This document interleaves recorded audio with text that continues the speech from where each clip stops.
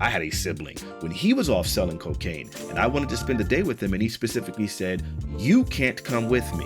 What I'm doing, you can't participate in."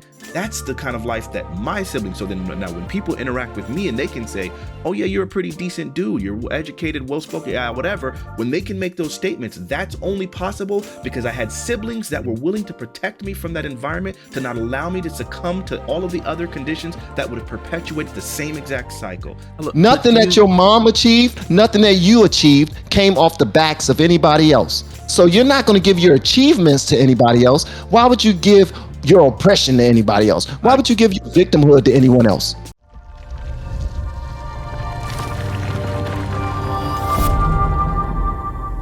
What's up, man?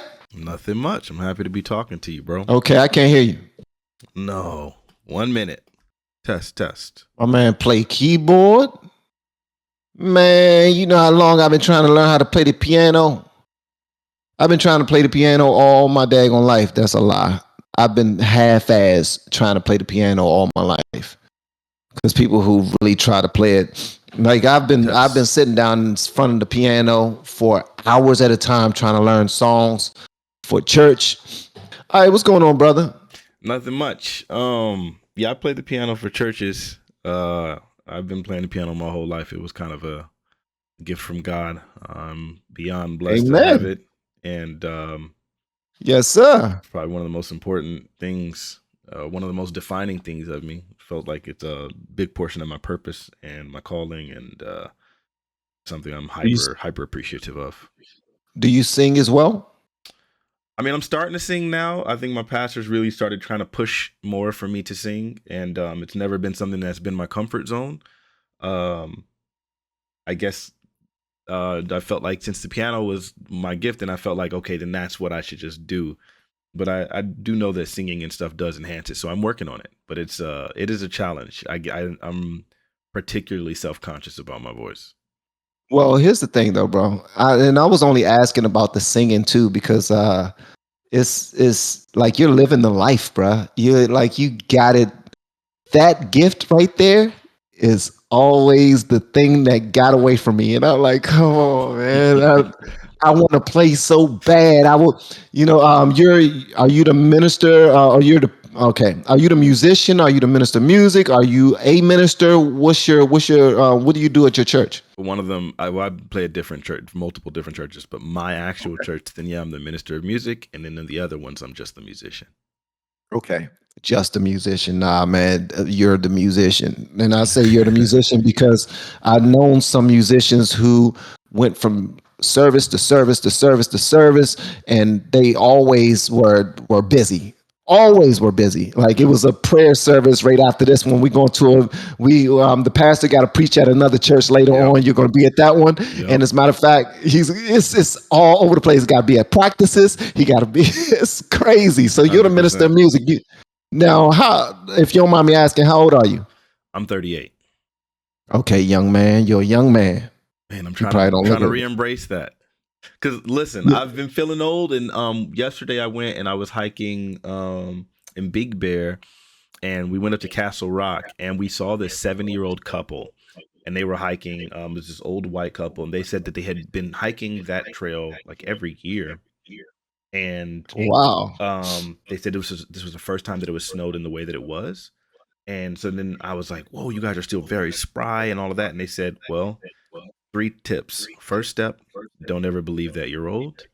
Second step, always just stay active, and so on and so forth. And I forget what the third one was. I recorded it though, so it's okay. I still have it on my phone. But my point being, I like that. I realized like I'm going to stop saying I'm old because I deal with a lot of young folks every now and then. And so now I got to keep reminding myself I'm not old. Don't tell myself I'm old, but live like I'm young and believe that I still have time to do what I need to do.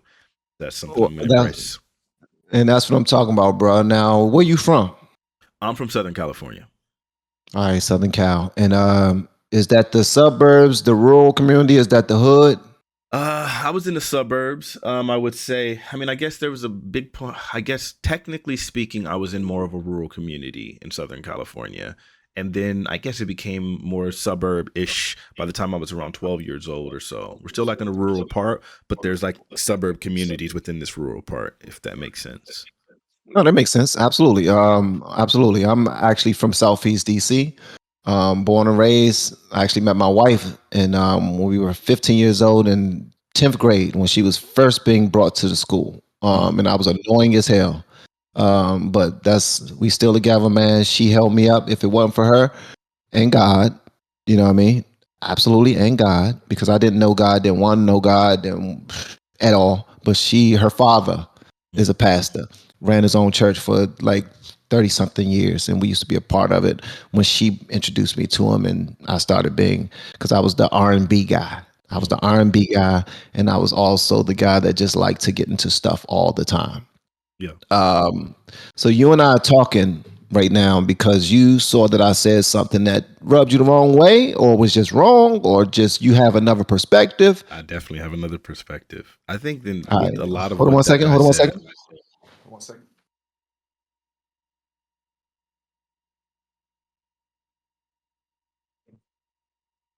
Chapstick on me? Chapstick.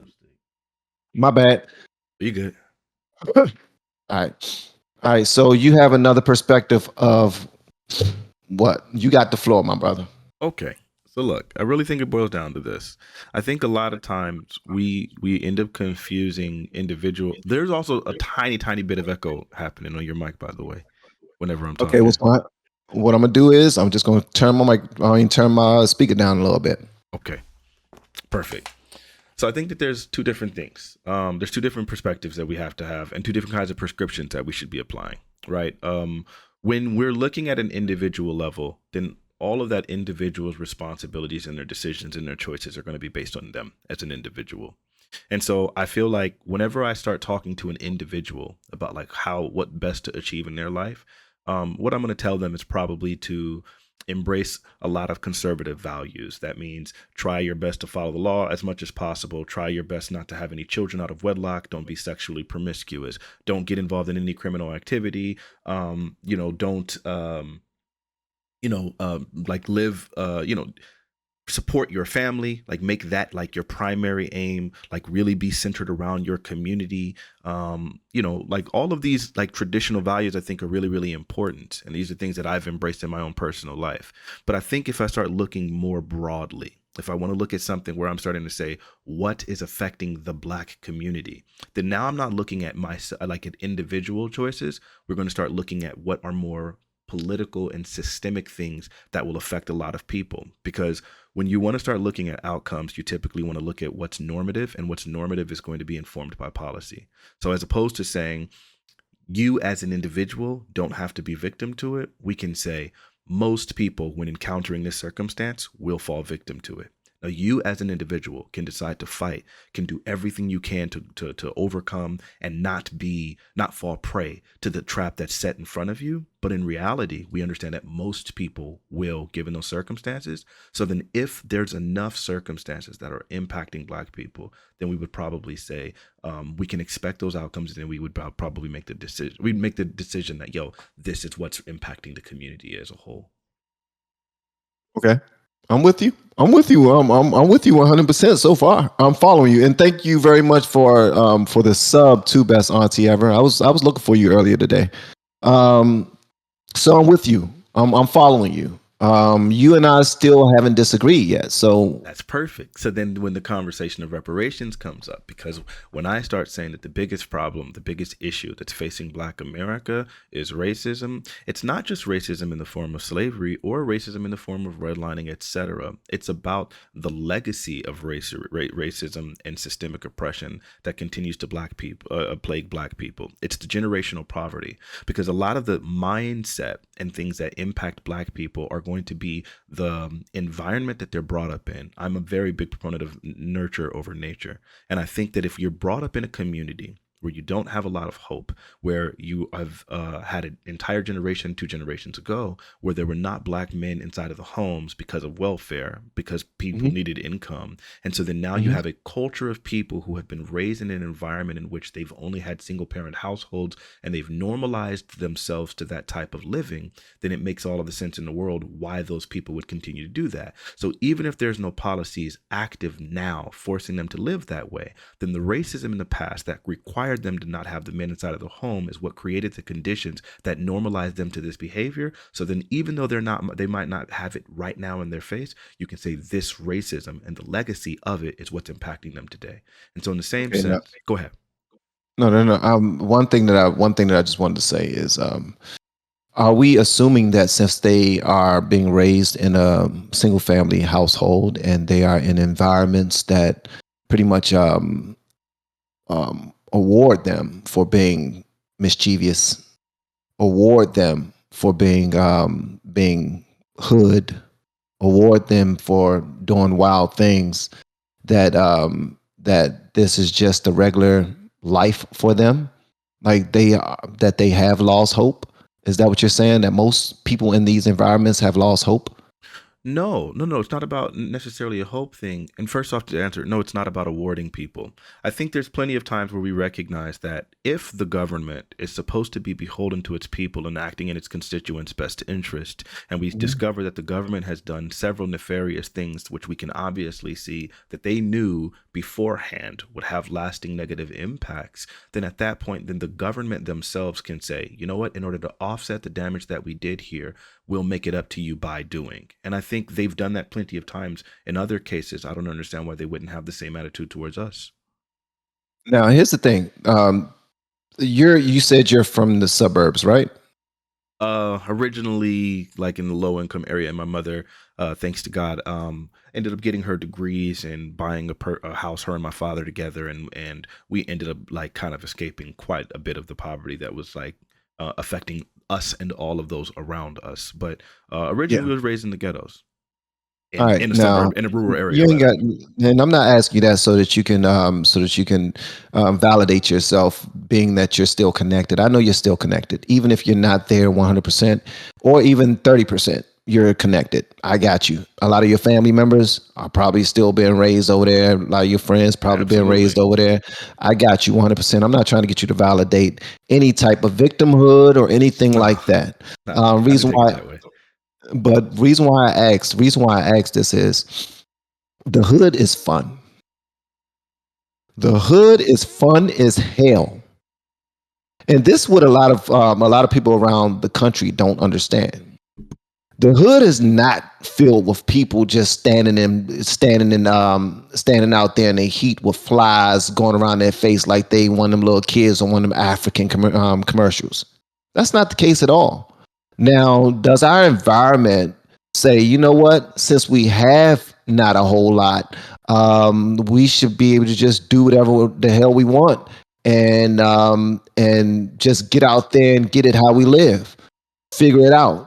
Well, you do realize that we can do that without ripping down other people's families. We can do that without killing each other. We can do that without selling drugs. We can do that without stealing cars. We can do that without all of this sugar honey iced tea that's getting us in trouble in the first place. Now, here's the thing: nurturing, nature versus nurturing. I believe in that too. I believe that you can nurture the hell out of somebody to be something that they are not naturally. And that's something that happens in our communities all the time.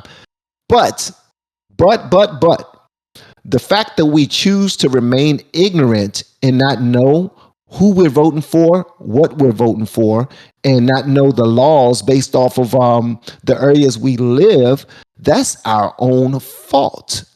But when we're constantly being told that if you vote for this, we'll give you this, and we do it. We vote and we say, okay, go do your job. You know what I mean? We voted for you, go do your job. We don't know what you're doing. We don't know if you're doing your job. Matter of fact, we don't even know what your damn job is. Just like the Vice President Kamala Harris. I did a video of her on Instagram where she was being interviewed by Jon Stewart, I believe. Was it Jon Stewart or another one of these talk shows? And they just asked her straight up.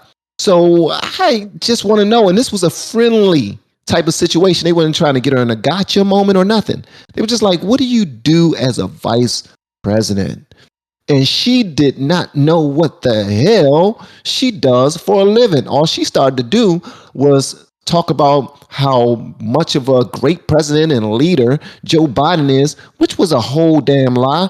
But the fact still remains that black people would never hold her to account because to her, I mean, to us, if you attack Kamala, you're attacking all black women, you're attacking all black people, and you're not going to give her a chance anyway.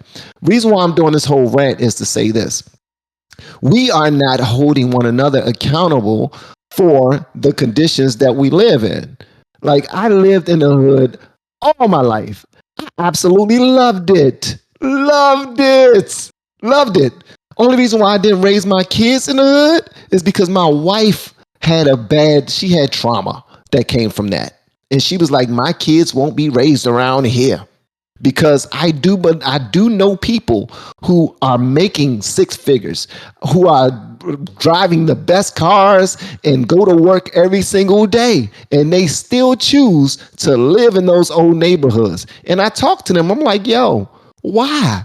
You know that there's a likelihood, the highest like is a higher chance of your car being broken into. It's a higher chance of your car being stolen. It's a higher chance of you being robbed. It's a higher chance of your kids being robbed. It's a higher chance of your kids being tied into these bad groups that they're not supposed to be tied into. Why would you stay there? And they feel like they have to be down for their community. Like, I can't leave. If I leave, then you know what? And I say, much respect to you, much love to you, because they have to show that there's still some positivity that can come from these grounds. All right. My thing is this: how come they can do that in the same neighborhoods, whereas a lot of other people, we can just write it off as racism in the fact that they was inside of a box that was set up for them the entire time. And we see why that you're not getting jobs. We see why you're out there robbing and killing. We see why you're selling drugs to your community. I'm tired of people saying that the reason why we selling crack in the community is because Ronald Reagan brought it over here. Ronald Reagan brought this over here. We ain't got no planes going over to Colombia bringing cocaine over here. Well, we definitely are risking our lives to pay somebody else to do it so that we can cook it up into crack rock to sell to our own people, to mess up our own community. We do this all the time. But okay, so that to me, I'm sorry. It's just, well, like that. I mean, I think you're describing these things, but then at the same time, you're saying the hood is fun. But then you're describing all of these conditions, which you know are not fun. Poverty isn't fun. No, it is fun. It is fun. Poverty is not fun for the average person. The average person living in poverty doesn't have this, isn't as happy as the other people. Having lower educational opportunities and lower education expectancy isn't fun. Higher crime rates. For? I'm speaking for the typical outcome within these hood communities. I would say having higher crime rates, that's not fun. You say they not having fun? I'm saying the people living in fear because of high crime rates, who have done things like boarding up all of their windows, who do specific things in order to protect themselves, who literally walk around with weapons and make sure that their children learn how to use stun guns and mace. That's not fun for them. That's not most of them, though, right? That's a lot of them. Like that's not. Then that would be most. No, that's the same. It's not a lot, bro. It's not most. I promise you, it's not most. The majority of homes in South Central Los Angeles had boards over all of had bars over all of their windows. That was a typical typical way that they outfitted their homes because of a fear of being broken into. That is a fear that too many of those people have. When you want to talk about people working two jobs, or when you want to talk about the drug prevalency in these neighborhoods, like all of these things that you're talking about that would motivate people to want to live the hood, or to leave the hood, are specifically because these are aspects of the hood that are not fun. Most people understand that these things are negative. It's just the things that they've been taught to normalize, and there's almost like they get some sort of valor as being a person who never left the hood, which I think is absolutely ridiculous. But the fact of the matter is, to the people living in these poverty and all of those circumstances, that is not fun. Okay, now I'm speaking personally. I'm not talking about people that I went door to door and talked to. I'm talking about personally. I'm talking about people who are my own friends that I still talk to on a day-to-day basis. I'm talking about when I go to my old communities that is still in bad shape, that my wife hate when I go hang out, especially when we go there for the anniversaries of all of our fallen soldiers, for their birthdays, for their death days, just to celebrate, just to sit out in the parking lot of our old school, just to talk, knowing that the likelihood of us getting shot at, robbed is very high. But we're out there anyway. Why? Because it's fun. It's fun. So let me ask you this. Maybe it's fun for you. Do you think that the average person living in poverty sees it as more fun than their wealthier counterparts? I see that most people who are living in poverty that don't like it don't see it as fun. I see Okay. people Do you who are think most living in people like poverty that, poverty? um, let me finish. There are a lot of people out around in these communities who absolutely love it, who are having the most fun. If you drive through any hood, you're going to see people having a ball. If you drive through any hood at 11 o'clock, 12 o'clock at night, you're going to see a lot of people out there living like they don't have a care in the world. If you drive through the suburbs at 10 o'clock, 11 o'clock at night, everybody are in their homes. So Nobody's outside. you would say, Nobody's living. sure. So I'm let me, just, I got you. So it sounds like what you're describing is because of the fact that people are less likely to be employed and they don't have the constraints necessary to go to sleep at Mhm. specific hours. And so then as a result of that, they're more likely to be out and have a thriving nightlife, et cetera, and things like that. And you're equating that with fun and acceptance and love and appreciation for the poverty conditions that are allowing them that benefit, as if they wouldn't rather be gainfully employed and actually able to sustain a living and purchase a home and protect their family. That sounds crazy to yes, me. that's exactly what I'm saying. And I back it up by, oh no, I'm going to tell you why I say that. I'm going to tell you why I say it. And I'm not just making this shit up. I'm not. I'm saying it because if you listen to our music, what music do we listen to? Do we listen to music that cry about what we our situations, or do we listen to music that celebrate our situations?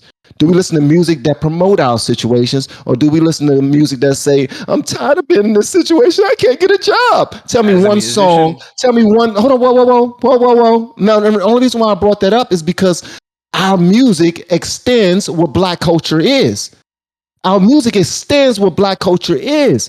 So if you can tell me one song right now that's a hip hop song, that's an R&B song that says, "I'm tired of living like this. I don't want to live like this. I'm scared. I got my house boarded up. I can't walk up and down the street. I can't go to school." Please let me know one song that's out there like that, and I will shut up, because I can let you know 1,000 of them that celebrate how they're living, that celebrate living exactly the way they're living, and they never want to leave. Never. so Let me just tell you this.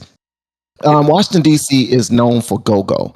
Not known for go-go. It's just yep, something that we did, and it's something that we won't let go, because it's like it's our thing. It's like Mardi Gras for New Orleans. sure. It's our thing. There is not. I can throw a rock outside, bro. I can throw a rock, and even in the suburbs, even in rural communities, people who are 50 years old still go to go-go's, knowing good and well that after the party, you gotta get up out of there or somebody getting shot. They Hmm. don't care. This is people with grandkids. They don't care. Okay, It's fun for them. okay, but I want you to understand. Number one, I don't believe that those aspects are fun. To say that you can do things to make the best out of a terrible situation is not the same thing as saying that you appreciate that situation more than you would like its counterparts. Number one. Number two, I want to point out the fact that as a musician, I totally understand why this music is the way that it is, because the powerful people in control of this industry tend to ensure that you only release the type of dejected music that is more likely to exacerbate these communities. There have been interviews with individuals, high-ranking individuals within these labels, who have specifically said, "Yeah, I sell this stuff because I have to put food on the table," and so on and so forth. And then now you have an entire culture of Breakfast people. Club. Yes, and now you have an entire culture of people who have been raised with this type of music, who are living in these types of poverty.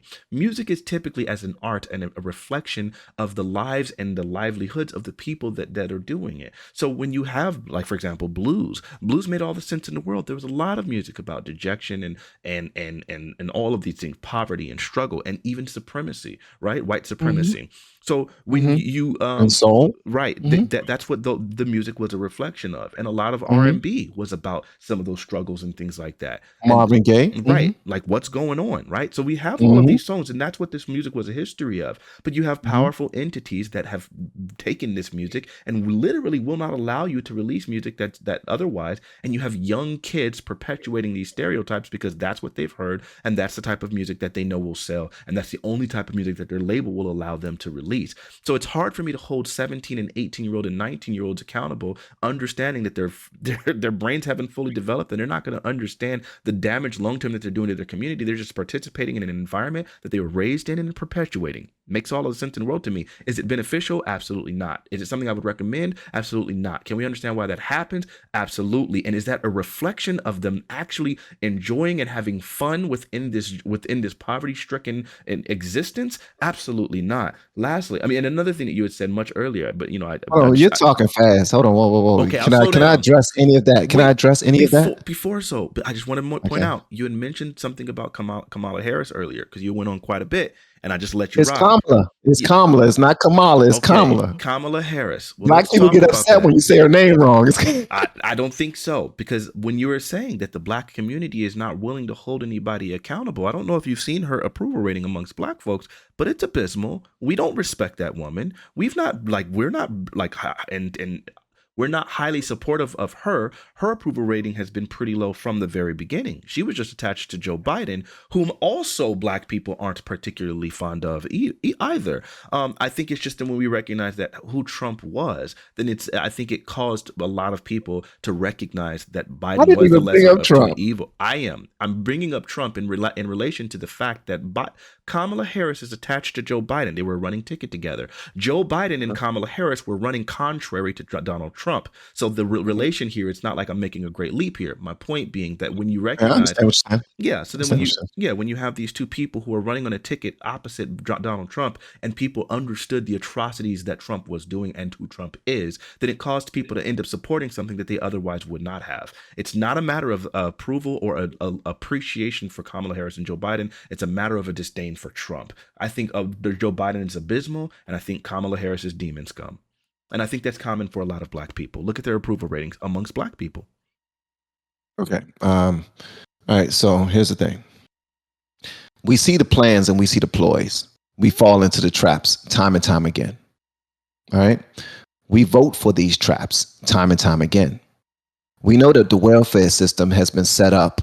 If you want to bring up history, here's the thing. Although I don't, what I'm hearing is, okay, these systems are in place. You have these people who know that they can benefit so much from us talking about our detriment over the airwaves, that's why our music is out there. That's why it sells so much, right? Mm-hmm.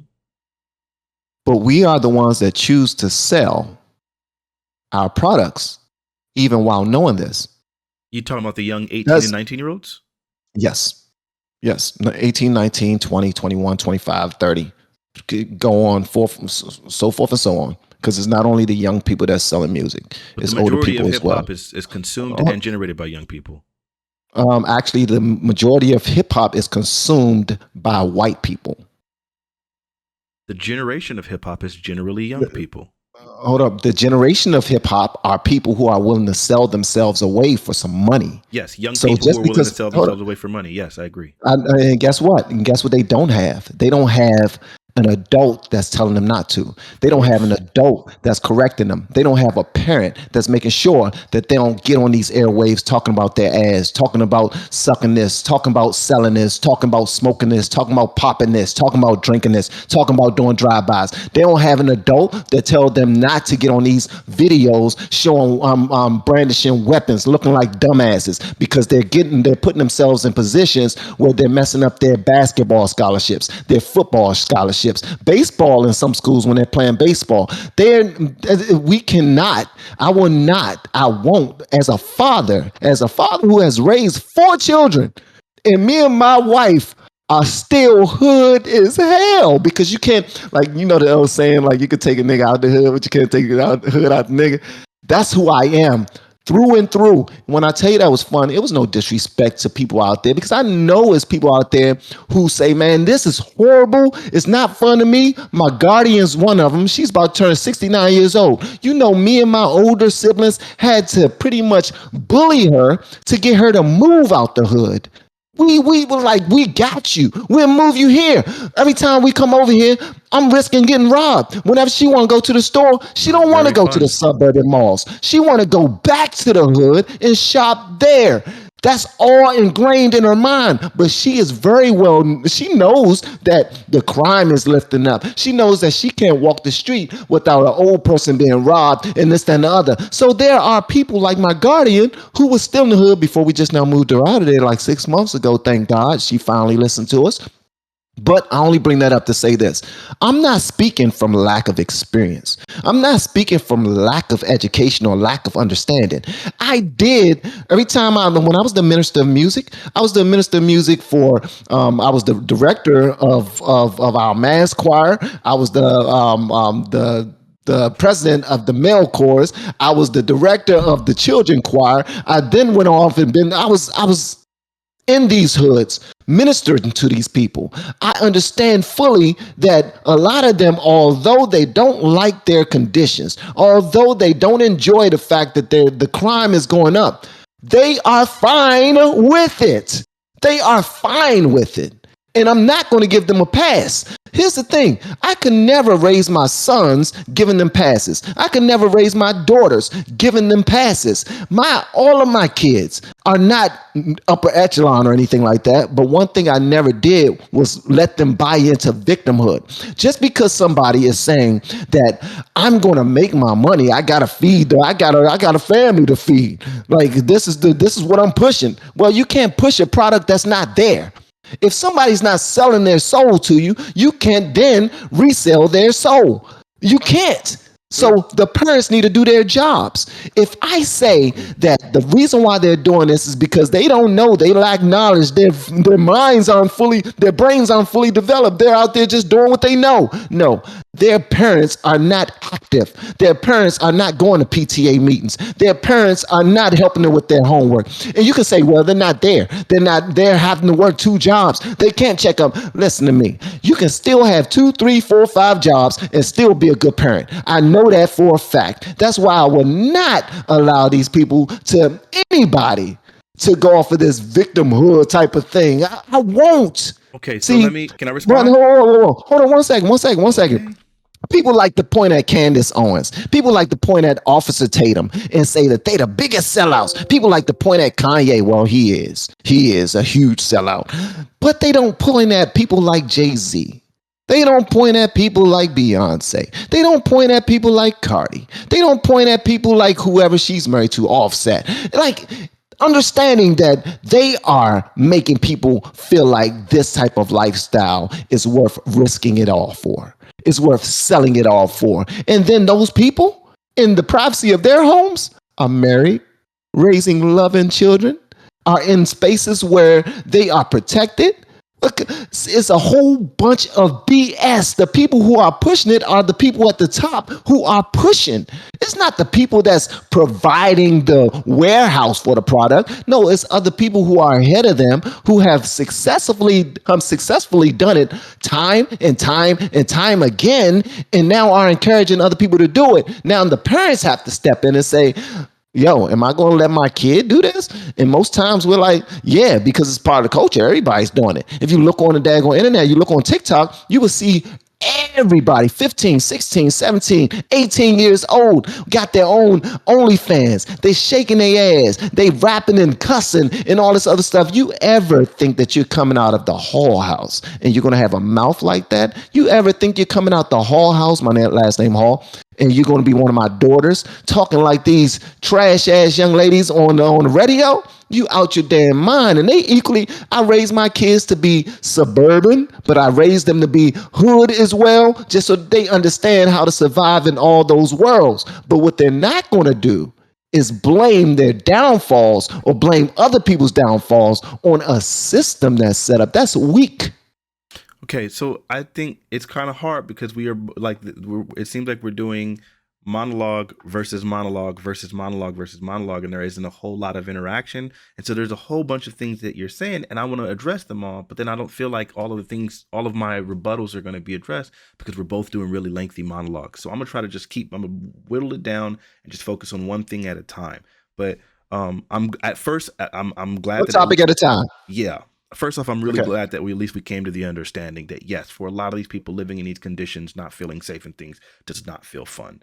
The people working two jobs and not being able to be present for their children, who still need to be better parents and things like that, that obviously doesn't feel fun. So for I didn't agree to that. you didn't. That's you that's saying that. Okay, I so didn't agree to that. okay, so you're saying that the people working two jobs and not being present for their children, that is fun for them? I'm sorry.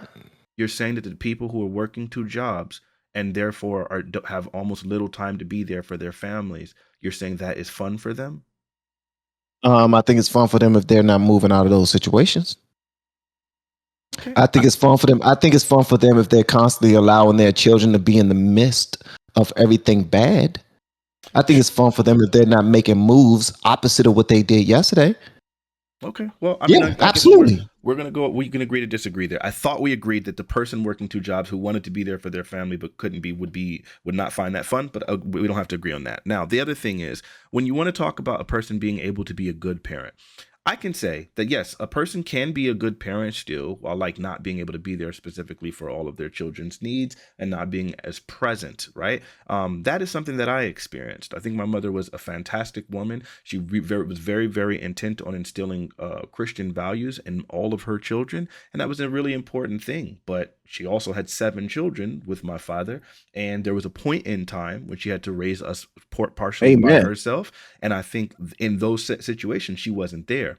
Now, I'm thankful that I have a gracious God who decided to ensure that all of my siblings, seeing me as the youngest, would recognize that they had to do a lot of parenting. A lot of my parenting came from my siblings, and that's how I ended up avoiding a lot of the nonsense from the communities we were raised in. Okay. Fortunately, my mother, there was enough stability before the situation got as bad as it did, such that my siblings had enough of an impact and enough of an understanding to protect me from that environment. Otherwise, I would be just as bad as the rest of the people who were my peers in that environment, who have done prison time, who all joined gangs, etc. The reason Man, why that was I their didn't, fault, bro. you That can was say their fault. you can say it's their fault, but I Their understand. fault. I got you, but I understand the conditions that would make you feel vulnerable in a place where there's heavy crime and heavy violence, and why you would decide joining How up do with you the. understand when you wasn't there? You ain't do I it. was there. I was living it. The only reason, No, again, the thing that I'm explaining to you is I understand having lived it, them being my peers, and the reason why I made the differences in decisions was because I had siblings that allowed me to always be the person who was able to be more decent, who was able to avoid those traps.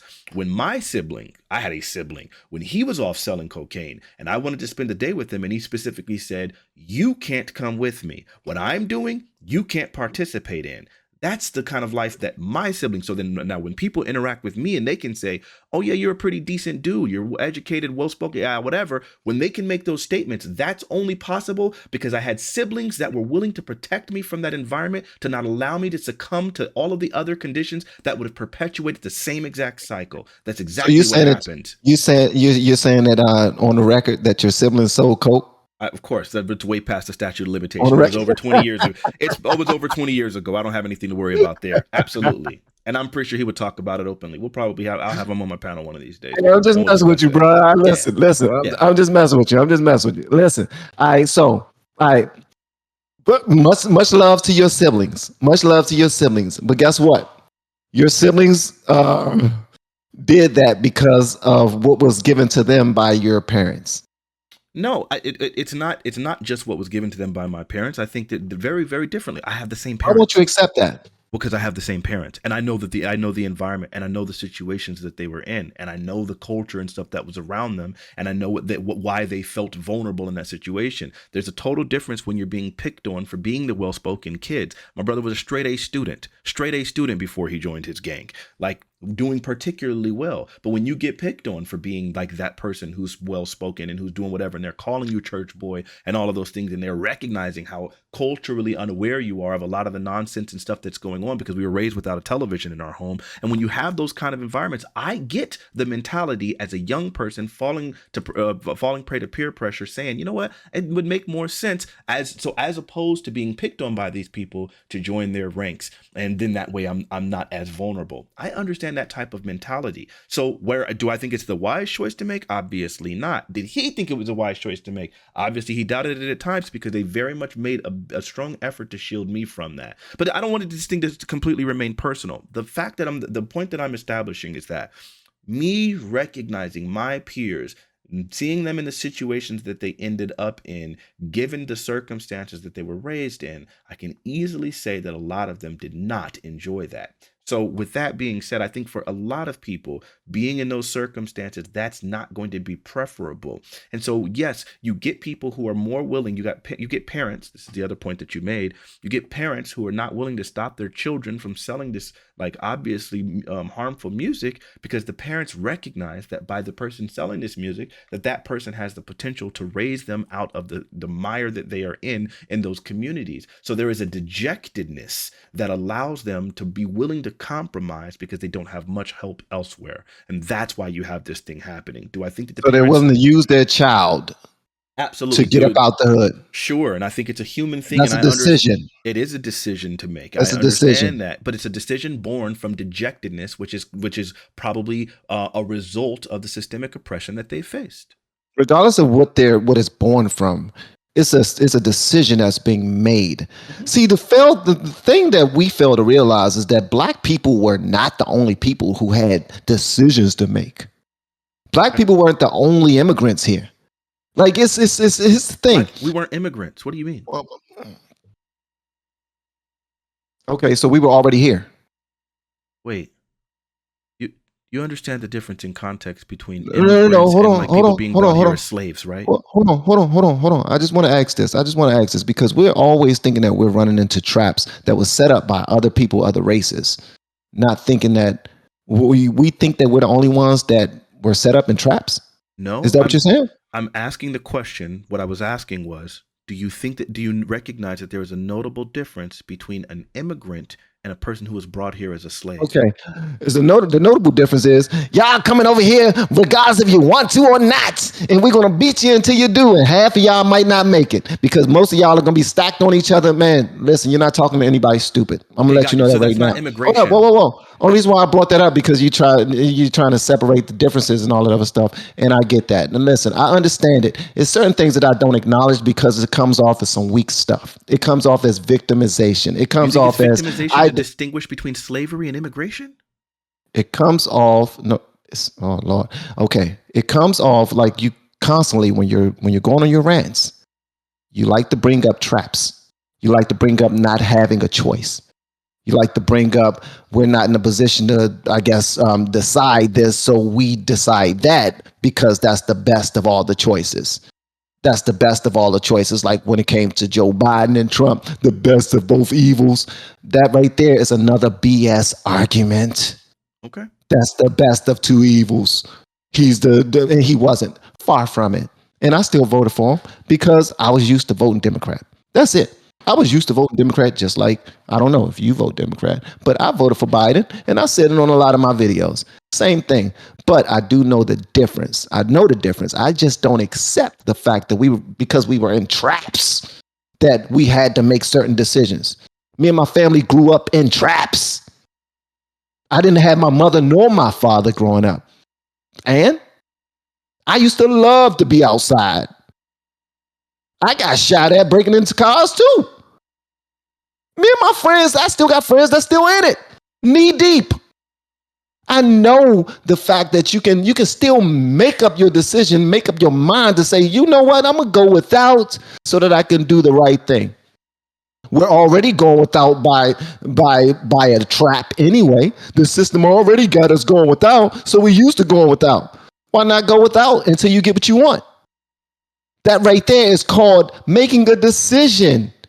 No longer feeling like I gotta be or I gotta run the oppression Olympics in order to win my race. No. But Nothing do that you? your mom achieved, nothing that you achieved came off the backs of anybody else. So you're not going to give your achievements to anybody else. Why would you give your oppression to anybody else? Why I would you give your victimhood to anyone else? So it's crazy because again, you're doing that thing that where we talked about the very beginning of the conversation, where you end up looking at individual decisions versus collective, like normative outcomes. And so, again, I don't disagree with you for any individual making the decision. I'm going What to am I say doing wrong in communication? What am I doing wrong? I'm doing something wrong in communication. What am I doing? maybe I'm doing something wrong. I'm not sure, but what again, I want to make sure that it's crystal clear. We can agree that yes, if you want to start talking broadly at a societal level, like to the community and saying, "Hey," I mean to an individual first and say, "These are the decisions that you should make." We're not Mhm. in disagreement. But what Okay, let I'm me talk to a describing is a community. prescription. Wait, hold on. But what I'm describing is what is normative. What we are saying, or these are the typical outcomes that are likely to happen given these circumstances, and I expect people to be human, right? Not everybody is going to have the miracles that happened in my life and my parents' lives and my siblings' lives that are going to allow us to overcome a lot of these challenges. And so I recognize not everybody's a Christian. Do I think Christianity is probably the best way? Absolutely. Do I think that everyone should practice Christianity? Do I think that Jesus Christ is the truth? Absolutely. So then, yes, would I recommend that? Sure. But I also understand that not I can't sit there and say everyone is going to do this. And so I have to think about what's normative, given that there are people who are not believers, given that there are people who don't have the legacy of salvation, like, What passed is down to them. normative? The word. What is normative? Normative are the expected outcomes given the circumstances, that like the average normal outcomes. That's what I would say is normative. That's just a definition off the top of my head. I could look it up though. Okay, and who you said the expected what? The expected outcome given to circumstance? There we go. Yeah, it's like the norm. It's the norm or the expected standard or whatever or the expected outcome given the circumstances. Okay, and we're talking about the reason why we're talking uh, about anything at all is because you're saying that the problem with black with black America is racism.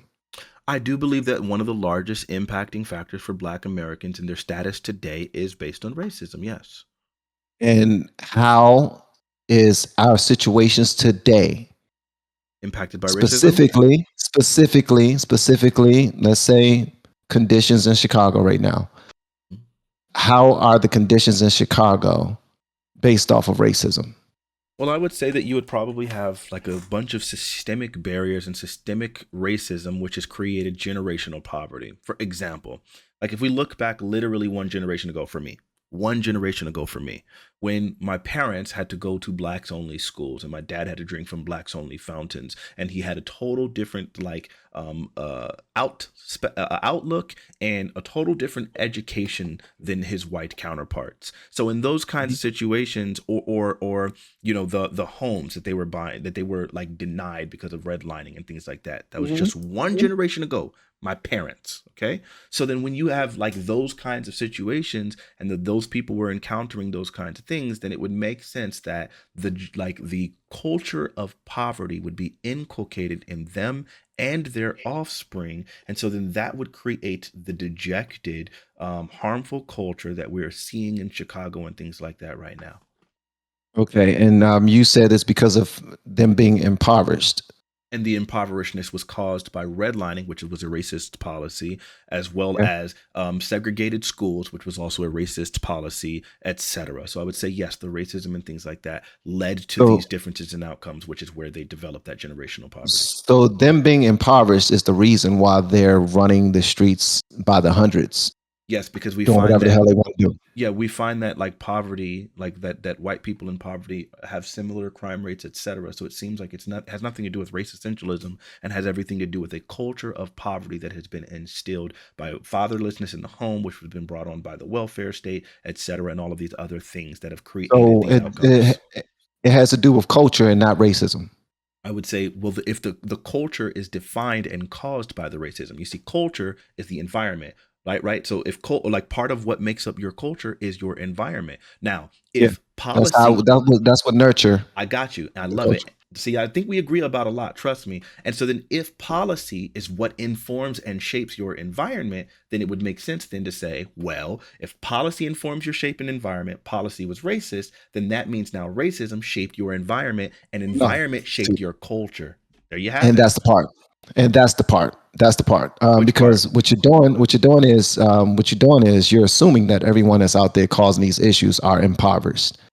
That's what The, you're doing, no, no, no, and not you're everyone. I'm sorry. Let me just clarify, the just to be sure. community, Let, the let, community, no, let me just average, no. Let me just. average. Can I clarify? I just want to clarify really quickly. I'm Please not do. okay. I'm not saying that everyone does these things, and I'm not saying that all people in poverty do these. It's just that they have significantly higher rates, and it only takes not even if you have only 40% of people in poverty creating these criminal situations, it's still incredibly harmful for everyone. Like, still, the vast majority of people, like the vast majority of black men, are still not going to go to prison. Vast majority of people aren't committing these things. When we start talking about rates, we're just talking about increases in rates amongst these people. But if only 10% of the population was doing all of these things, it's enough to offset the population because no one feels safe. Now all of a sudden, like, it's taking away from everyone. The policing increases for everyone. That creates more like interaction with the police officer, changes the environment, etc. So it's not about like the vast majority of black men living today aren't murdering people. Yes, there are higher murder rates amongst black folks, but that doesn't mean the average black man murders, right? So it only takes a paucity of people creating atrocities to completely devastate an entire community, and that's what we're seeing even in places like Chicago.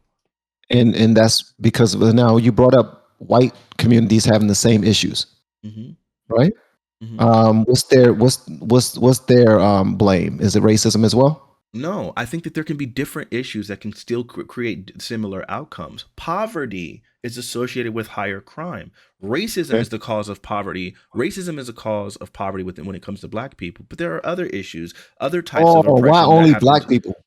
Well, yes, because I would say, I mean, I'm sorry. Let me put it this way: if you can point me to a policy that has created or contributed to What's higher the poverty, policy? well, if I'm saying if you can refer to a policy that is that is creating higher poverty rates within white people, I'm all ears for it. I'm just unaware of any of those kinds of policies. Whereas what I can do is point towards policies that do create higher rates of poverty among black people. So that's why I would Well, say racism is a cause for black people, but I wouldn't be ready to say that for white people. Unless you can provide me some education on how yeah. it did cause it, then I'm willing to entertain that. Well, here's one thing. Entertained. I can't send you any policy. I won't even try to act like I can send you policy. I'm not that guy. I give it. Listen, I'm not that guy. Like you say that there was policy that were created to put black people in that situation, right? Yes. The same way that there was policy that was created to give black people a head start, right? Which policy? Um, like when we trying to get into schools and they got to make sure that they get in first. They first got to get black people in there first, like You talking about regardless if they affirmative get, action? yeah, Okay, affirmative action. let's Hold, address that one. Can we? Okay. hold on. One thing I just want to try to get you away from. Do you have children, right? No, I do not. Okay. Soon. Um, okay. All right. All right. Okay. Okay. It's very difficult to have these conversations with people who aren't responsible for people. And I say that because of this. You wouldn't raise your little people to have that same mindset of the reason why this is happening is because of that. You will put all the power in their hands. You will put all the power in their hands. No one else will be held culpable for anything that your children do. Of course. If you had children, you will understand that part. I just have Um, nieces and nephews, but you're talking about at an individual level. no, We were no, talking no, no, about no. These, community no, and no, listen, society. no, listen, no, no, no. I'm talking about society. I'm talking about parenting. I'm not talking about lack thereof, which happens in black communities, which happens in white, Spanish, Asian, lack of You parenting. brought up me as All an right. individual. I brought you in as an individual because I'm talking to you. I'm talking to you. The reason why I'm is because one thing we feel like we can do. I talk to people when we having panels and stuff like this. I talk to people who feel like they have a full grasp on everything that's going on because of what the world is telling them was happening, and they haven't experienced any of it at all, at all. And they want to point at certain policies, certain things, certain talking points, certain all this other stuff that actually means nothing. Tell actually me what means it is that nothing. I haven't experienced that that you feel like makes a point that I then shouldn't be able to talk about the influence of poverty on Black America. I asked you about the situation in Chicago. You pointed to impoverished people, and then Yes. you said it was policy that created that made them that way, and now a few bad apples are messing it up for everybody. Same thing happened in Miami. Same thing happened in New York. Same thing happened in DC. All the time. Do you agree with Miami everything I said? specifically, hold on. Miami specifically was a whole bunch of little rich black kids that flew out to Miami to enjoy these times and still did whatever the hell they wanted to do. Which part of what I said do you disagree with? Do you agree that the I racism? don't agree. I don't agree with blaming policy and saying that because policy was written, because that's on all sides. That affects everybody. Policy wasn't just written for black people or against black people. Okay, well, let's stop there. So then let's go ahead and address it. You know what? If I'm like setting up a syllogism and saying because of this, then this, and Syllogism, god damn it, bro. I'm sorry. I'm sorry. If I'm setting up That's like the I got you. fifth big word you I'm pulled sorry. out your back I didn't mean pocket to. I didn't when mean we've to. been talking. I got you. I'm sorry. If I'm saying, Don't apologize for being intelligent, man. okay, I got you. I'm just saying if I'm saying because of this, then this, and because of this, then this, and you would disagree with any of those premises, you got to stop me and tell me where you disagree. Because right now I'm thinking like all of these things that I've stated are true, and we understand that. So then I'm trying to figure out where the disconnect is, and apparently you didn't agree, which is I fine. can't. But I just need to know. It's very difficult to stop you from speaking when I want to hear what you got to say, and you speak very fast, bro. You speak pretty quick, and I don't want to stop you from talking because then you might lose your train of thought. I respect And that intention. I'm gonna do I better. want to hear what you got to say. I'm gonna slow it down just so that make sure that everything is being like we're fully on board. I appreciate you. Before you move forward, though, I just want to say this. Before you move forward, I just want to say this. Um, was there are there measures put in place to hold people back? I believe there is. I believe there is. Um, when we not even fall short of the glory of God, I'm just going to leave that out. When we do things that will put us further behind based off of our own actions, I believe those policies we can no longer blame because we do have free will. We have free will. Regardless, if we were taught to do a thing, then and we decide to do that thing, reason why I bring up you personally when we're talking, and I'm just going to say this, and I'm not trying to throw any shots at you or nothing like that. Reason why I bring up you personally is because that's how I communicate. We all have a communication style, right? I can't tell you about a whole bunch of policy. All I can tell you about is my experiences, things that I've noticed, things I've studied, things I've learned, so forth and so on. All right. Sure. I wasn't taught by my big siblings not to do this. I wasn't taught. I was taught to do this.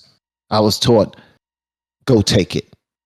I was taught go hit them, go get them, do it, go hard. Is that Don't why make no. you did it? Do you believe? Nah. Well, I did it out of fear. I did it out of fear at Fear of first, what? and then hold on. I did it out of fear at first for the first year. And then I started doing because it was fun, because I saw that I can now instill fear into other people. I can now get the same type of respect that I didn't think that I can get because I was always a short, slim dude. You know what I mean? I didn't get no height until high school. But I was like, once I realized that now I have the key to get whatever I want in these environments, only the strong survive type of thing. I did it because it was fun.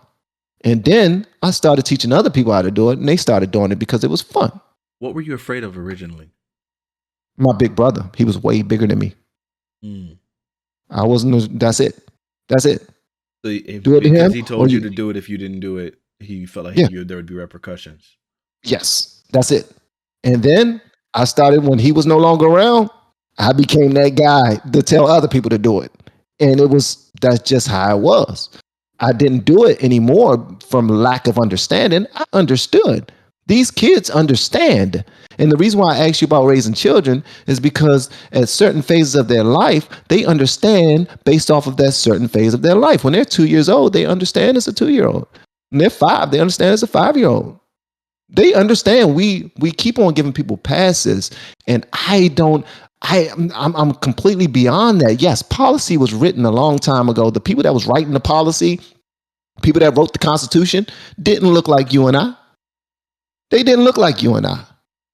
Did they have you and I in mind when they was writing the Constitution? Probably not. Well, the parts that Probably pertain to not. slavery, they did. But even with listen, at the same time, that's when we got to go. As we can't go community and city and state and country until we go individual, family, community, city, country. That's how it go. Sure. So it has to start somewhere. But at the end of the day, nobody who was able to achieve anything did it from saying, man, we can't do it because they doing this and that. We can't get it because we ain't that color. They gonna have it on lock regardless. No, we was doing some amazing things. The ones of us who decided to do those things. So I think again, just to make sure, like the thing that I had said earlier, like and it felt like because I feel like we've deviated a little bit, but I want to just make sure that we were clear. So do you believe that policy informs environment? Sure. Okay. Yeah.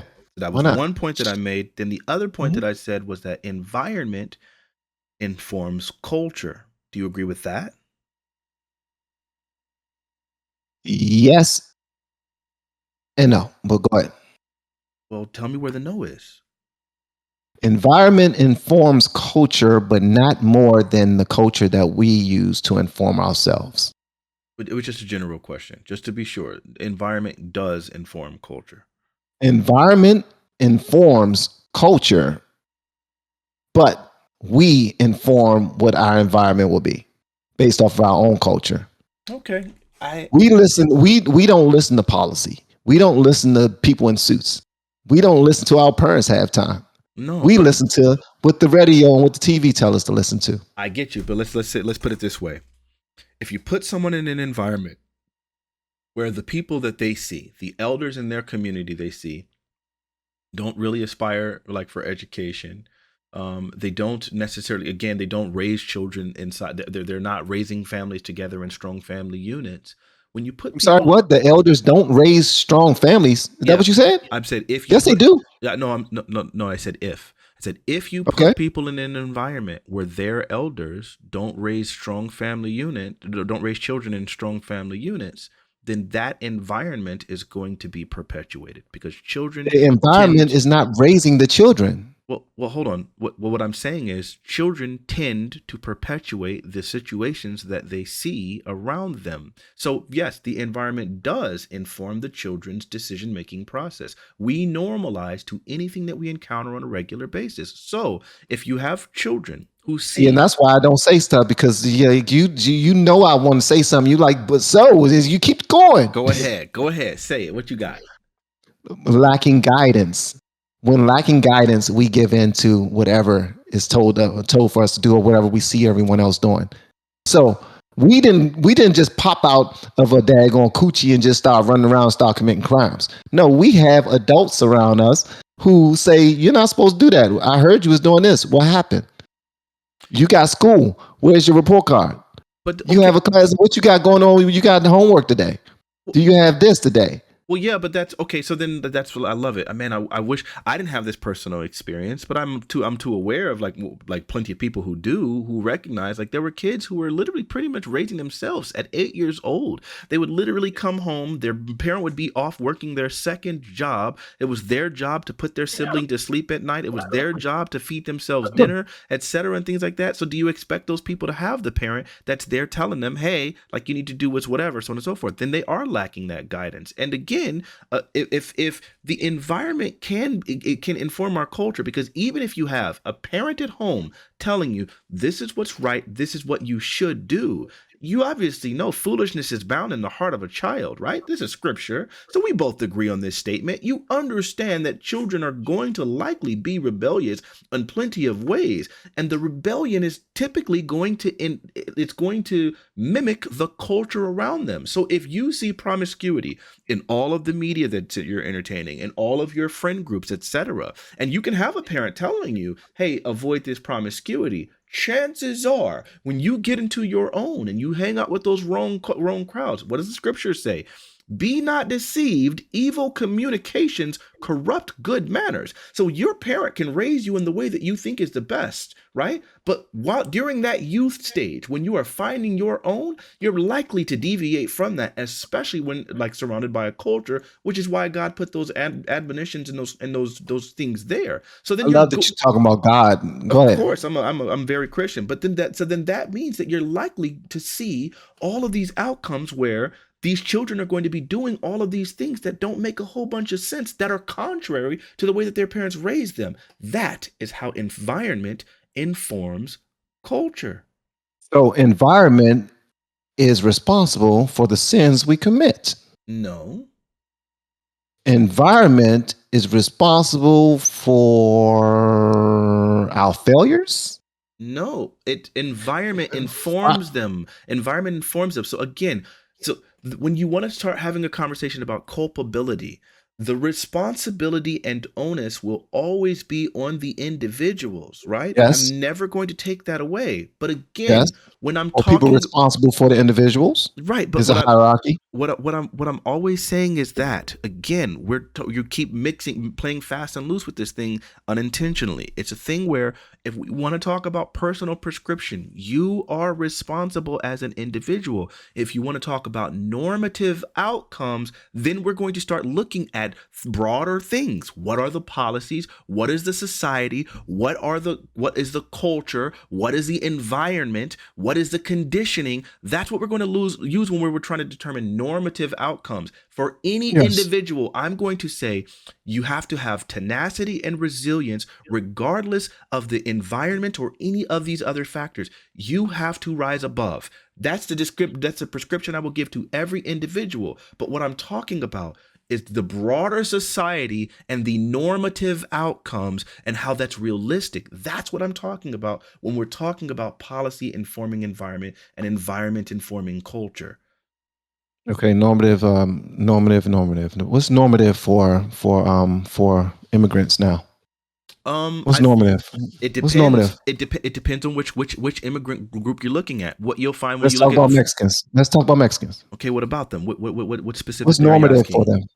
When they come here, first generation, second generation, what's normative for them? What do you see? What do you notice? I see that they tend to live in pretty strong poverty for a little while. It seems like they do end up having a really strong sense of community, in the sense that they end up in these circles with other immigrant other immigrant communities, who tend to be able to find them with jobs and like set them up and things like that, where they're going to be in a culture that they're really familiar with, and they're going to strive as a family to bond together to end up collectivizing in order to like achieve greater goods, and that they'll end up being able to do that. We also find like a really high sense of community in the sense of their hiring practices, whereas an immigrant or a Mexican is significantly more likely to hire an immigrant or another Mexican than they are another black person. And then we find that their numbers end up increasing dramatically over this like short period of time, and then they become incredible competition for like jobs and things like that from black Americans, and incredibly discriminatory towards them. We see those kinds of things, for example, in the state of California, where the highest lawsuit right now, discrimination lawsuit, is against Hispanic Americans discriminating against black people. We see that they have discriminatory hiring practices, and it's like pretty pervasive. So we see these kinds of things, but yeah, they come over and they start off in poverty, but they do still have different cultural backgrounds because of obviously coming from a different country, and then obviously having a community that normally will like doesn't like mind, hey, we're going to put three families and inside of this one dwelling, so we put all our money together to start establishing our own. They do have those things, and they don't have the dejectedness and the generational poverty that comes from the policy that informed their parents. Sure. Now, don't you kind of see that for most immigrants that come to the country? You said Not Mexicans, but in other ones, the it's same not thing. that. No. You don't see that for Asians? So what we'll find is that Asians are super duper hyper overrepresented within like the H-1 visas, I believe they're called. I'm not sure what the number of what the number is, but this type of visa that you like have to pay X amount of money and then you're able to come to the country. We find them crazily overrepresented within that. We find that significantly like the majority of Asians who actually do migrate to this country are significant H-1B. Thank you, Alamaro. Then you have the vast majority of you find that the majority of them that do come over here have significantly more wealth. You have to think if you're able to like literally travel across the country and relocate here, you're probably going to have a lot more money. So then if you have a lot more money, then it's easier to maintain simply family structures, etc., and all of these other things. So yeah, you'll find that other immigrant populations don't have the same problems that Black Americans face, and again, not the same generational poverty. So yeah, when you want to look at immigrants, yeah, you're going to see better outcomes most likely. It sounds reasonable to Because me. they have better conditions than the African American. I would say that yeah, there are plenty of conditions that they have that are significantly better than the African Americans, and it's always been that way. Even if you look at like Like name one. okay, so let's go when we talk about like the history of discrimination within this country. Back when discrimination, when Plessy versus Ferguson was happening, and they were saying separate but equal, that only applied to Black Americans. People of color didn't even exist as a phrase. In order for white people, I mean Hispanic people and Chinese people were both considered under the law white. Mhm. So for a black person to use that train car, that like the better train car, that person had they could fake a Hispanic accent and then they would allow them to use that. Likewise, when it came to educational How long opportunity, ago was that? the 30s up to the 60s, The 30s. Okay, let's up to the talk about 60s, up to the 60s. let's talk about the 2000s. Not even 2023. Okay. Don't you think we're far more capable now to come together and do some amazing things together if we wanted to? I would say, yeah, The I same do. as immigrants.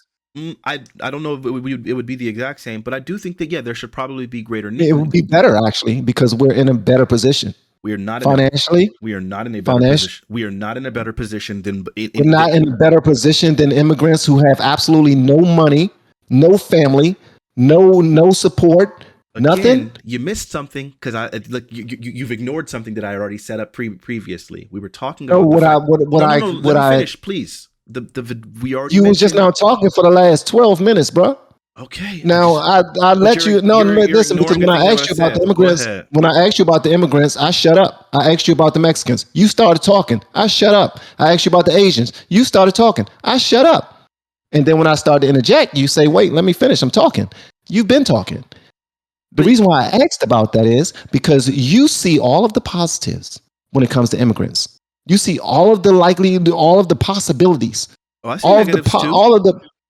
all of the parts that come together as Legos, perfect Legos that lead into success. You Mm-hmm. see that for immigrants. Mm-hmm. You do not see it for African Americans because Mm-hmm. then you go back to the 30s, and I'm talking I about didn't. today when No.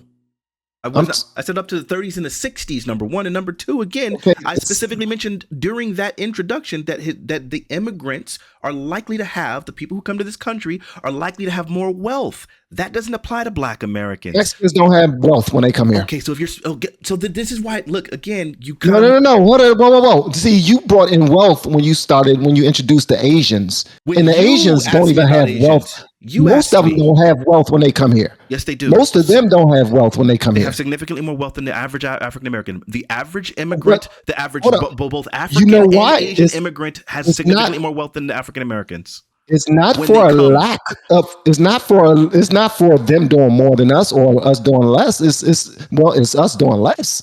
It's us being far more selfish. It's us constantly making up excuses of why we can't do it. Okay. See, you brought in wealth. You brought in the wealth of Asians. Me, I was talking about people coming to a foreign land. With wealth. I didn't say anything about with I wealth. did. You brought in exactly. Thank you. So Yeah. you brought in with wealth. We had a whole lot of time to build up some wealth since the 60s. We didn't. I would like to explain why if you would like me to, but first off, I'm pointing out But the here's the fact thing. that they have more wealth than Here's, us. here's, here's the thing. Here's the thing. You can't, because I know black people with wealth as well. No, But you would call them outliers. You would of say course that they they didn't. are. But hold on, they're from the same areas that you claim to be the impoverished. Are they They're from the same outliers? areas. They're from the same areas that should have been victimized for all the things that you're talking about. But are they They're from the outliers? same exact areas. I'm from the same area. Are they My wife is from the same area. My neighbors are from the same area. My neighbors across the street from me are from the same area. The same exact impoverished areas that should have fallen victim to racism, but we decided not to. great? So you A are lot of us, outliers. hold on, no, that's not an outlier, because when you look at HBCUs, that's not first generation college students. Most of them are not first generation. Most of them are not even second generation. A lot of these youngers that's attending HBCUs, paying a big amount to go to these schools, are not first and second generations. So we've been doing it for a minute.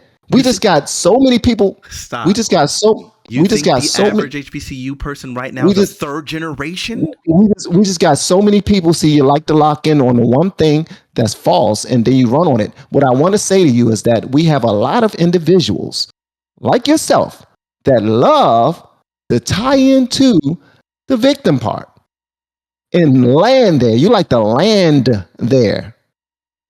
You don't want to go anywhere else but there. I'm answering your And it's question, not sir. only Africa. It's not only Mexicans hiring Mexicans. It's not. Sure. It's not. In Sure. the McDonald's in my neighborhood, I'm like, God damn, should I learn Spanish now? Because every single day on McDonald's I go to, the American restaurant Mm-hmm. in a black rural community, a Mm-hmm. black rural community, Sure. has majority Mexican Yep. employees. Mm-hmm. Why is that? Well, I explained to you about the discriminatory and discrimination in hiring practices, and again, and I want to point out, you asked me specifically about what would be the difference between Asian immigrants or other immigrants, non-Hispanic immigrants, which is why I brought up the differing circumstances. And the differing circumstances between Mexican immigrants and the other immigrants, the ones who are leaving over the ocean, who are having to travel across oceans to get here, is that typically non-Mexican immigrants have significantly higher wealth than they're not than Mexican immigrants. So that's why I brought up wealth, because those circumstances are different. So if I'm going to be comparing Hispanic immigrants to black immigrants, then I'm not going to be talking about that. But if I'm going to be talking about African immigrants, if I'm going to be talking about Asian immigrants, if I'm going to be talking about Indian immigrants or Middle Mm-hmm, Eastern immigrants, then we're going to be mm-hmm, talking about entirely different circumstances, and they have entirely different wealth profiles before even coming here. And so then they're going to automatically have totally different circumstances. Yet they're also going to get all of the benefits that came with all of the affirmative action and everything else that was developed in order to supposedly help black Americans. And we find that mm-hmm. immigrant communities are able to use these things at greater rates, which is also why we see that affirmative action, even as much as people want to say that it hurts white people, primarily goes to white people. The number one recipient of affirmative action is white people. Do you So know any black people who benefit from affirmative action? I know my mother benefited from affirmative action. So you think not a whole lot of black people benefit from affirmative action? That's what you're saying? I don't know. I can't say that not a lot of, but what I can say is the majority, which was the statement that I made, the majority, the largest recipient of affirmative action benefits is white people. And welfare.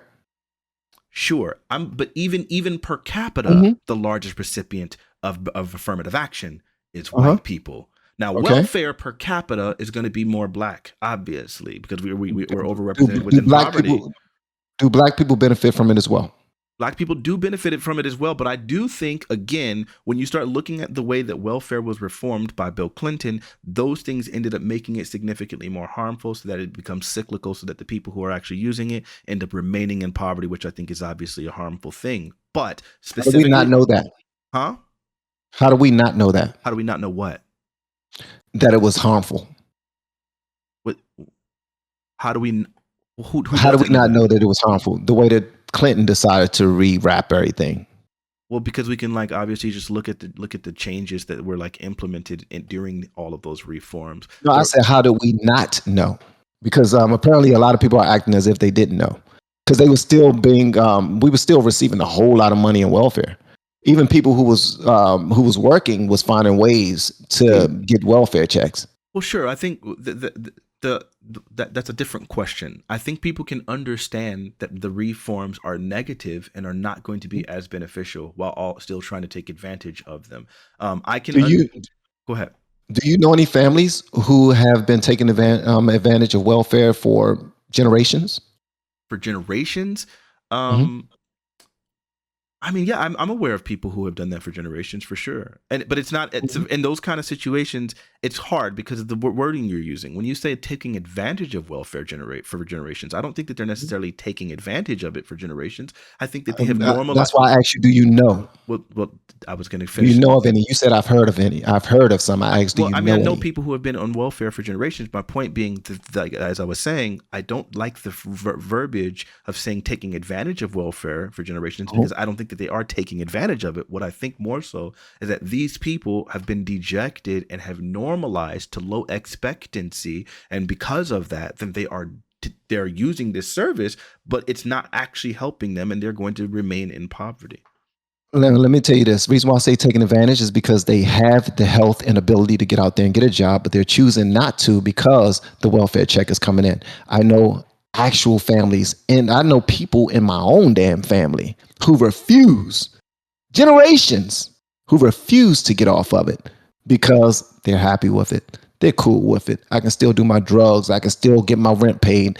The person right next door to me, paying $1,300 a month. Me, I'm paying 87. So Yeah, I'm gonna take advantage of this for generations, and then their kids end up doing the same thing. what does Sounds like advice dejectedness to me. mean to you? I'm sorry. What does dejectedness mean to you? It don't mean a damn thing to me. But what I know what laziness mean to me. I've used that word I a know bunch of what I times, know and you what don't know what it I, means? I know what. Yeah, you kept saying it, but you never did. You never gave a definition. You keep saying a whole bunch of words. I keep telling you that just because you say a word a million times does not give the definition. Right. Hopefully, you know that. I know Like that, you're but if you don't know a word and I'm using it, then you can tell me. I don't know. How do I know what words you know and you don't know? no, I'm letting you rock. You doing your thing. You throwing out the big words. I'm like, God damn, he got some big words, man. I love it. Keep doing the big words. I'm not. I I'm ain't not trying to throw out a big word for the sake of throwing out a big word. I think dejected is just. It's. I don't think that's a big word. I think it's pretty common. What And does dejected Yeah, mean? the same way you think that people aren't taking advantage of welfare. That shows me right there that you're not really locked in the way that you think you are. That's why I keep on talking to you personally because you keep on saying I don't think they're taking advantage. I don't like that term taking advantage. The reason why you don't like it is because you don't understand that people are taking advantage of it. A lot of people are taking advantage of it. just do me this favor. If I say a word or if I say anything that you disagree with or you don't understand, let me know. I'm assuming you understood what I was saying I'm, this whole time. no, I just let you rock, man. Listen, why But would that's I? not a What's conversation. the If point? because what's the Whoa, whoa, purpose? whoa, whoa, whoa, bruh. I raised 4 kids. You tell me I don't know how to have a conversation? No, I'm saying what I've is. been I've been married for almost 26 damn years. You tell me I don't know how to have a I'm conversation? not. I didn't say that you don't know how to have a conversation. You just now said that's not a conversation. What You ain't I'm got to tell nobody that you don't. what I'm Let them saying is rock. what I'm saying is if I'm saying something, I'm communicating something to you, and I'm trying to make a point. But within the point is something, a word that you don't know or you don't understand. Then that point that I'm communicating to you is lost. It'd be like me speaking to you in a foreign language. It's not It's actual but communication. Because Most of these things don't happen in most communication isn't just about what I'm saying. It's about you're not how only it's talking to me though. received. Here's the thing: you're not only talking to me, you're talking to other people who are listening now. And the fact is, I'm gonna catch on to some things. Some other people are going to catch on to some things. All right, and I'm not going to catch every single thing that you say. You're clearly not going to catch every single thing that I say. Hopefully, you don't think that you caught every single thing that I said. I, I okay. Just if it just for future references, please. If ever I say something that's not being understood or that you disagree with, please stop me. Please. This is Well, great, by the way. I'm here's the enjoying thing. this. I think honestly, um, I hope because you said you're a minister of music. I hope that there's not one pastor teaching anyone that the reason why they're in their situations is because of racism. Nope, not I anyone. He pray. said anyone. Again, you're talking about an individual, and I would never prescribe No, this no, to an no. Hold on, individual. hold We're on, hold talking on, hold about on, hold on. broader society. Listen. Here's the thing: a father raise a family. A pastor is over sheep. Is over God's sheep. All right. So a pastor is an individual, but what he says and teaches affects far more people than just himself. So I have to say that I hope a pastor, a preacher, is not teaching that, because he has to teach that to someone, and then it's no longer individualism anymore. And they take those messages and they spread them throughout their families, or they spread them throughout their communities or their jobs or whatever. So it don't only just land on one person. But when we do this, it can be dangerous. It can be. You can acknowledge a thing and not blame a thing. Okay, I just want you to understand that pastors typically give individualistic prescriptions. Like when they're like giving their appeal, like yes, they are saying if there's anyone who feels this way or who wants to come and like accept Jesus Christ, but they all the thing that they're describing is a personal decision, like spread out to a whole bunch of people, right? Likewise, when they're talking about what it means to love your neighbor, like they're not talking about we as a community how we love our neighbor. It's talking about this is these are the precepts and principles that we should practice to love our neighbor. So a lot of these things again are individualistic. Now there are some community things, projects. That's not correct. That's ridiculous. Correct. I mean, it's not individualistic at all. Let me finish. Not, I know that it's doesn't make okay. any sense. It's okay. Individualistic. Let me finish. That's not how. I got you. Let me finish and not making sense. Okay. So in any case, when you start having these situations where, like they'll start community projects. They'll say things like, hey, we as a community can do this thing. And that might be more of a communal prescription. But the Bible is always aimed typically at the individuals. Notice it doesn't have in the New Testament any establishment of a state. Notice that it says a servant will stand or fall in his own master's eyes. Notice it says work out your own salvation. Own means individual. Salvation with fear and trembling. All of those scriptures and things in the Bible are aimed at individuals. It is a personal choice. You accept Jesus Christ as your personal savior.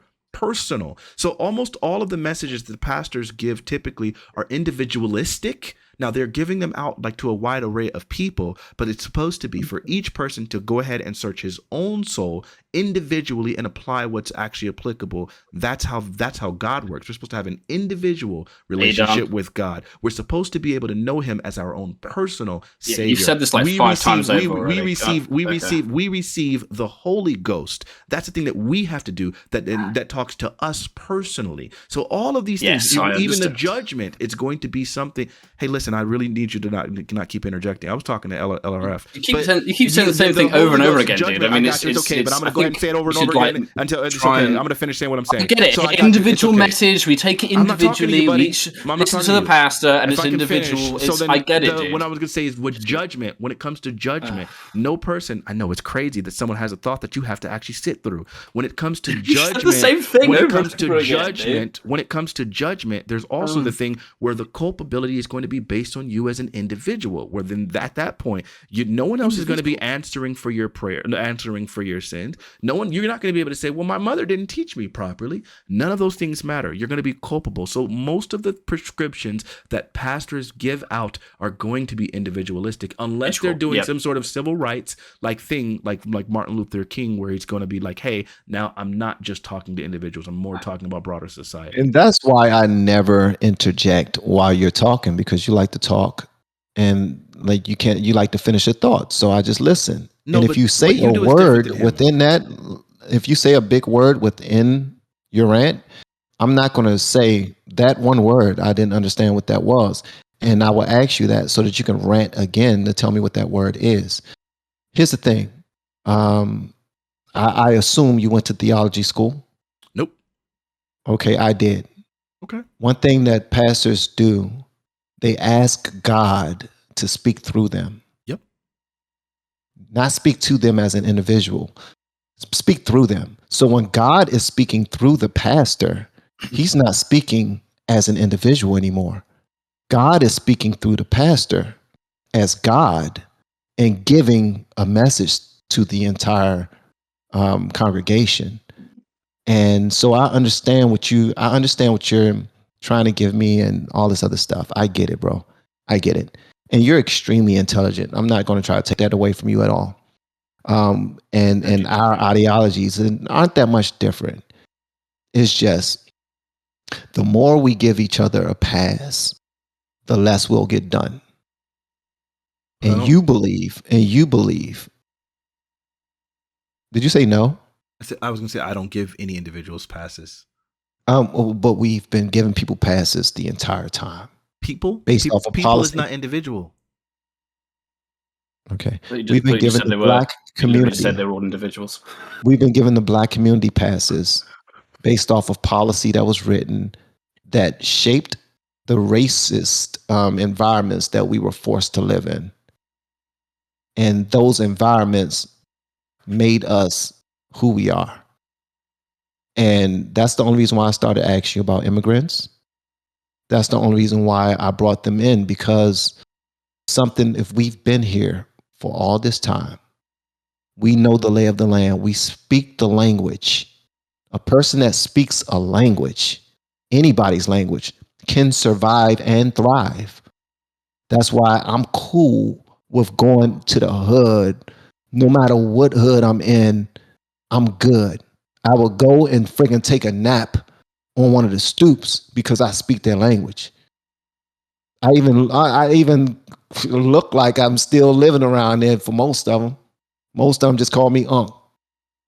But when you can speak a language, that's a positive. And African Americans have been able to speak the language, the American language. Most of us are Americans first and foremost. We're not even African Americans. We're Americans. We don't know anything about Africa.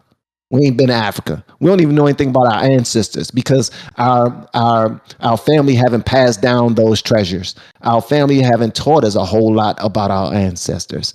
We've seen in the movies, we've seen in the books, but we don't understand. Because that's not our culture. Because it was literally stripped and from thank us. you. I'm with you. I'm with you on that. That's not our culture. But guess what? When other people who don't speak our language come here, they're able to thrive more than us. Because, and one thing I notice is when I go to Home Depot, I don't see any of us standing out there hoping for somebody to hire us to do a job. I do see a bunch of Hispanics out there hoping that someone will hire them for a job. Yep. I don't see us out there. And guess what? I do see us standing outside of a 7-Eleven. I do see us standing outside of a liquor store, grown men. I do see us standing outside of neighborhoods, not doing a damn thing in the middle of the day, just drinking, talking to our other friends who ain't got a damn thing to do. Well, we could be standing outside of Home Depot, hoping that somebody will hire us to do a job that will change our circumstances. So it sounds like you're recognizing that immigrants don't have the same lack of hope. That's what dejectedness can be. No, but here's the thing, and that's what they're not. And that's what they don't have because they don't have the generational poverty. But here's the thing: they do have lack of hope enough that they will leave their country and come somewhere else where they hope things will be better. So that they can have a fresh start. The only reason why they're running from a fresh start. Yeah, where's our fresh start? Well, that's our fresh. I'm telling you, I'm about to answer this for you. Our fresh start starts. You cannot be a Christian and still have those same woes. Our fresh start comes when we are washed in the blood of Jesus. That's where our fresh start. Our lack of hope our lack of hope should no longer exist when we say that we accept Jesus as our Lord and Savior. Our lack of hope is no longer there. Our lack of hope goes away when we join a club, when we join a team, when we become better at whatever we're doing, when we thrive, when we strive to do something other than making excuses. That's what kills lack of hope. And I'm speaking to you. I got to go to the individual. I got to speak to you as an individual because this is how I speak to people in my old neighborhood as an individual. And once I let them know that I was able to get over whatever you're dealing with, guess what they do? When I see them a year from now, when I see them 2 years from now, they do it. It's all a decision. When they make the decision, it's done. It's done. So that lack of hope stuff, I'm not, dude, I put my wallet away. I'm not buying it. So here's the scripture that you know, when you start talking about like, yeah, that when they accept Jesus Christ, that's their hope and all of those things. I and totally agree with you that that's where a lot of my faith and my hope came from. That's where I was able to beat my depression. It came directly from Jesus. But I want to point out something to you. What did Jesus himself say? Enter through the narrow gate, for wide is the gate and broad is the road that leads to destruction, and many enter through it, but small is the gate and narrow the road that leads to life, and only a few find it. So in the same sense, while I recognize those that Was do he only find talking to Jesus, black people? no, he was talking to all people. But what I want to point Okay, go out ahead. to you, but what I'm pointing out to you is that if Jesus Christ is the prescription, which I believe he is the answer, he is the way, that is how we get ahead. That is literally, without him, my family would not be in the state that they are. But if we recognize that Jesus is the answer, he's the way, but then at the same time we recognize that that broad is the way that's going to be lead to destruction, and that many of people are not going to accept Jesus Christ, you know, like, then if that's the case, then we have to recognize that that prescription doesn't work politically. Also, when we have separation of church and state and all these other things. Now, I would again prescribe Let to me ask you a every individual question. to be saved. Go ahead.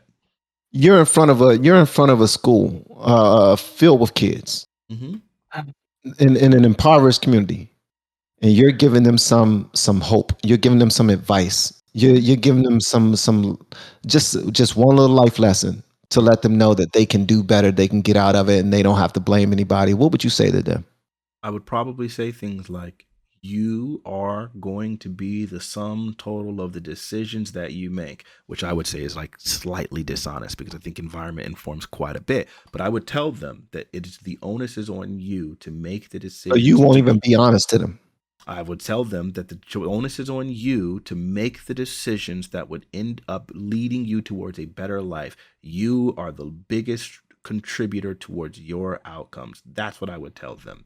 And so then that's and I mean, I think that that's just, that part is true. I think it's absolutely truth that if you make better decisions, you'll have better outcomes. And so it's up to you to make those decisions, to surround yourself with groups of people who have better intentions, who are going to do better, like, which is in line with the scripture that,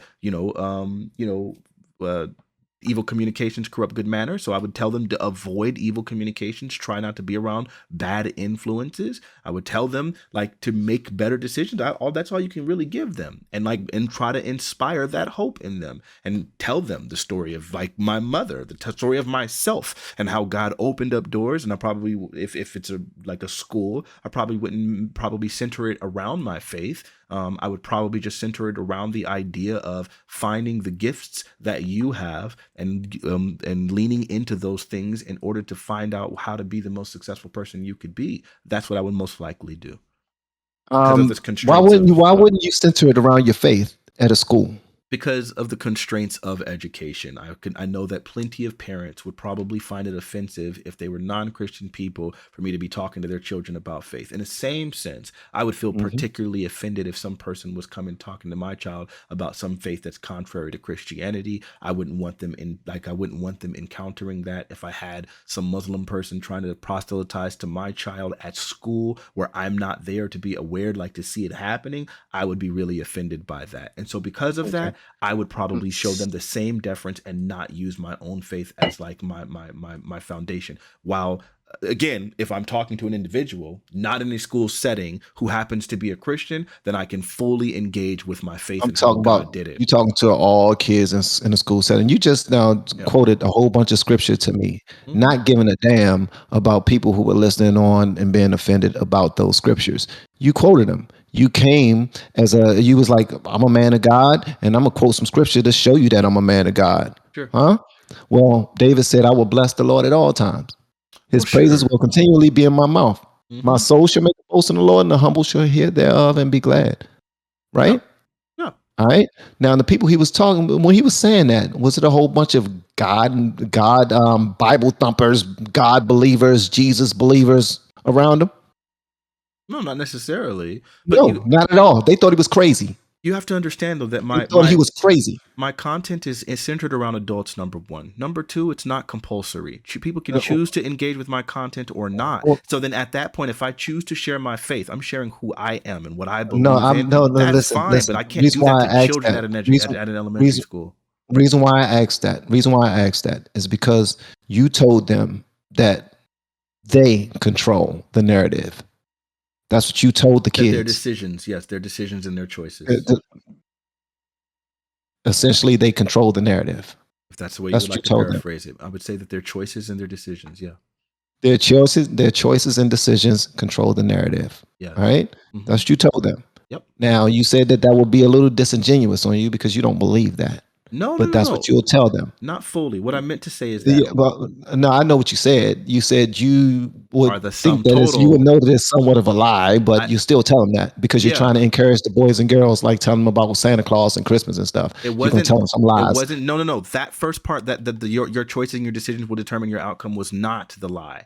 What I would say is a lie is the idea that you are the sum total of your decisions, because you're not just the sum total of your decisions. Your environment and all those other things also inform your decisions, etc. That's why I said it would be slightly dishonest. Yeah.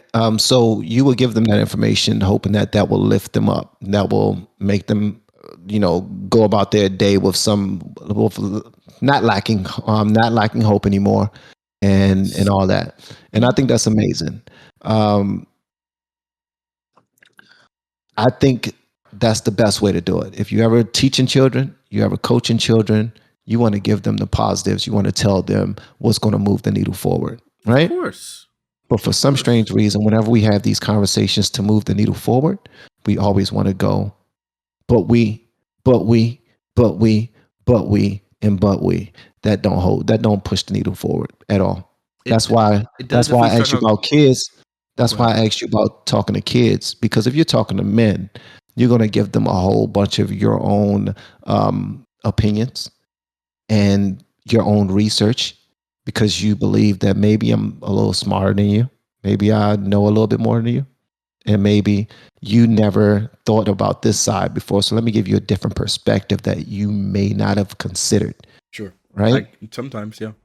And I'm 45 years old, man. And it's a whole bunch of things that I've considered. And I say, you know what? Nah, I'm not going to put pineapples on my pizza. Nah, ain't for me. Ain't for me. I considered it, but nah, ain't for me. It's for other people, but it ain't for me. That right there is I'm just trying to move the needle forward. And right now, what you told them kids is what I want to tell other people. I want to tell other people that you are the sum total. You are the. Hold on. Here's the thing. You're saying it's for children.